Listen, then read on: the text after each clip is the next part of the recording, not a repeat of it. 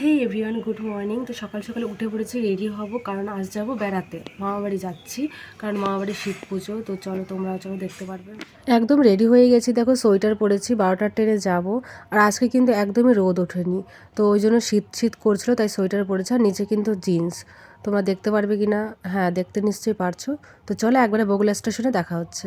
বগুলা স্টেশনে চলে এসেছি, এখান থেকে যাবো মামাবাড়ি। মামাবাড়ি হচ্ছে ইছাপুরে। তো দেখো আমি, মা আর আমার মাসি আছে, আমরা এখান থেকে 3জনে যাচ্ছি। আর এক্ষুনি ট্রেনটা চলে আসবে, ট্রেনেও উঠে পড়লাম। মাকে বলেছি ক্যামেরাটা ধরে দাও, তো মা ঠিক করে ধরতে পারছিল না, তাই আমি একটু ঠিক করে দিচ্ছিলাম, মানে সেটিং করে দিচ্ছিলাম। তো দেখো এখন তো ট্রেনে বসে আছি। তো আমার সামনেই মা আর মাসি বসে আছে, আর ট্রেনটা এতটাই ফাঁকা, কী যে দারুণ লাগছে, মানে আমরা ট্রেনে উঠেই সিট পেয়ে গেছি, ভীষণ ভালো লাগছে। আর আমি বাড়ির থেকে না লেবু, মানে কমলা লেবু, পেয়ারা আমি নিয়ে গেছিলাম, মানে বাড়িতে ছিল, ভেবেছি 2-1 দিন মামা বাড়ি থাকবো, পচে যাবে, তো সেই কারণে আমি কিন্তু সারা ট্রেনে খেতে খেতে গেছি।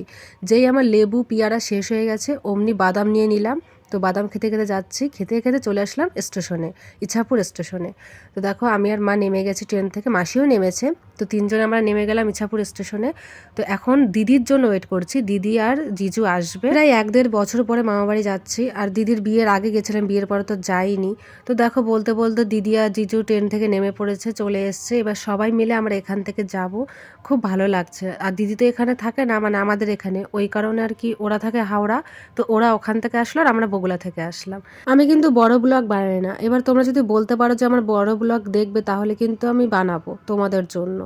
তো যেহেতু বড় ব্লগ এতটা টাইম ধরে কেউ দেখে না, তো সেই কারণে আর কি বানানো হয় না।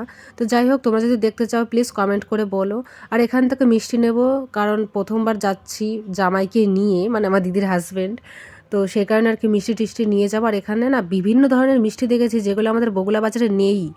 তো দেখেও খুব ভালো লাগছিলো। তারপরে আমি বললাম যে একটা মিষ্টি আমার খেতে খুবই ইচ্ছা করছে, এটার নাম হচ্ছে দুধপুলি। হ্যাঁ, দুধপুলি এই মিষ্টিটার নাম। তারপরে চলে আসলাম মামাবাড়ি। আজকে দিনটা মামাবাড়ি থাকবো, কালকে বাড়ি যাব।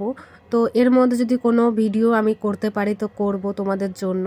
তো দেখো মামাবাড়ির গেটের সামনে চলে এসেছি, তো এখন ঢুকবো আমরা। হ্যালো এভরিওয়ান, তো চলে এসেছি মামা বাড়িতে। দেখো সবাই আছে, আর ওপাশে পুজো হচ্ছে, তো সেখানে আর গেলাম না, আগেই এসে বসে পড়েছি। আর এখন খুব চেঁচামেচি হবে, তোমরা জাস্ট চেঁচামেচিগুলো ইগনোর করো। তো তোমরা দেখতে থাকো আর কি কি করি। আর দিদি যাবে এসে তোমাদের তো বললামই, তো তোমরা দেখতে থাকো। আর ওটা হচ্ছে আমার মামার মেয়ে, দেখো শাড়ি পরেছে। তো পরে আবার আসছে, টাটা। আর এই দেখো শিব ঠাকুরটা এখনও কিন্তু পুরো পুজো কমপ্লিট হয়নি, তো তার আগে আমাদের খিদে পেয়ে গেছিলো, তাই সবাই আমরা বসে পড়েছি খেতে। তো তার আগে দেখো একটু ছাদে আসলাম, ছাদে এসে একটু গল্প টল্প করছিলাম, সবার সাথে ভিডিও বানাচ্ছিলাম।